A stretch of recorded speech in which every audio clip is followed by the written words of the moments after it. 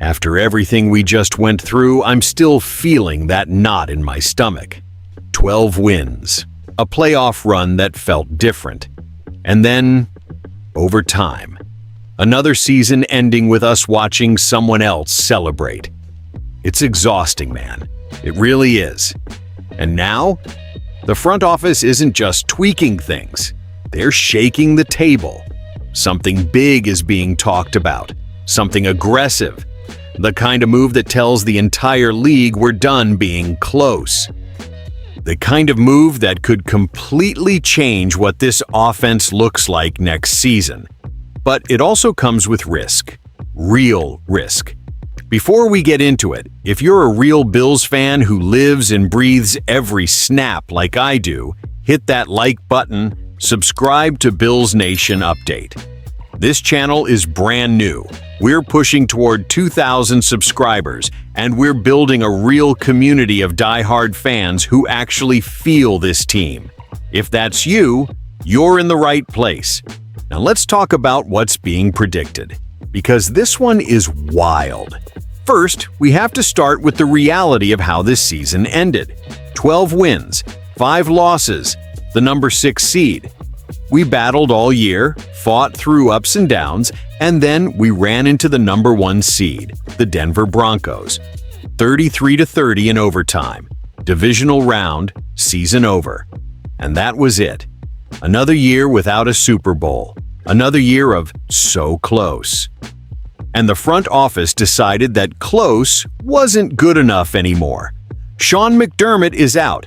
Joe Brady, the offensive coordinator, is now the head coach. That alone tells you something. This organization is doubling down on offense, on evolution, on maximizing Josh Allen's prime. Because let's be honest, we cannot waste this window. Last season, Khalil Shakir led this team in receiving. 72 catches, 719 yards, 4 touchdowns. I love Shakir. He plays hard. He's reliable. But if that's your leading receiver and you're trying to win a Lombardi trophy, that's a problem. And now comes the prediction that's got everybody talking. CBS sports analyst Jordan Dajani, in a piece called 10 Crazy 2026 NFL Offseason Predictions, says the Bills will trade for Minnesota Vikings superstar wide receiver Justin Jefferson. Yes, that Justin Jefferson. The connection actually makes sense when you dig into it. Joe Brady's name first exploded back in 2019 when he was the passing game coordinator and wide receivers coach at LSU. That undefeated team was historic. Joe Burrow, Jamar Chase, Justin Jefferson. That offense was unstoppable. Now Brady is the head coach in Buffalo, and Dajani predicts Buffalo sends a package of draft picks to the Minnesota Vikings to reunite Brady with Jefferson. If that doesn't get your heart racing, I don't know what will. Let's talk about Jefferson for a second. In 2025, he started all 17 games, 84 catches, 1,048 yards, 2 touchdowns. Now here's the crazy part. That's considered a down year for him. Career lows in yards and touchdowns, and he still cleared 1,000 yards. Since entering the league in 2020, he has never had less than 1,000 receiving yards in a season. And let's not forget 2022. Offensive Player of the Year, 128 receptions, 1,809 yards, 8 touchdowns, led the entire league in catches and yards. That's not just elite, that's generational. He's 27 years old, still in his prime. But here's where it gets real. He's under contract through the 2028 season. 4 years, $140 million. That is a massive financial commitment. So if the Bills pull this off, it's not just about sending a package of picks. It's about restructuring the cap. It's about committing serious money to one wide receiver. It's about saying, we're all in, right now. And honestly, that's what this feels like. Because what's the alternative? Keep hoping mid-tier production is enough? Keep asking Josh Allen to play superhero every January? Pairing Josh Allen with Justin Jefferson changes everything. Defenses can't stack the box. They can't double everybody. Jefferson commands attention every snap. That opens space for Shakir. It changes how teams defend the middle of the field. It gives Joe Brady a weapon he already knows how to maximize. But there's risk. The draft capital would be expensive. We'd likely lose multiple high picks. That affects depth. That affects long-term roster building. And that contract? It limits flexibility. But here's the thing. We've been building responsibly. We've been patient. And we still haven't gotten over the hump. Maybe the hump requires boldness. Maybe it requires looking at Josh Allen's prime and saying, we are not letting this era end without a banner. Because bringing in a player like Justin Jefferson isn't about regular season stats. It's about January. It's about finally breaking through. It's about winning the Lombardi Trophy for the first time in franchise history. That's what this move represents. It's aggressive. It's expensive. It's risky. But it screams urgency. And honestly, I kind of love that. We are in a Super Bowl window. Joe Brady's promotion shows this organization is shifting its identity. This prediction, even if it's labeled crazy, reflects what a lot of us feel. We need more firepower.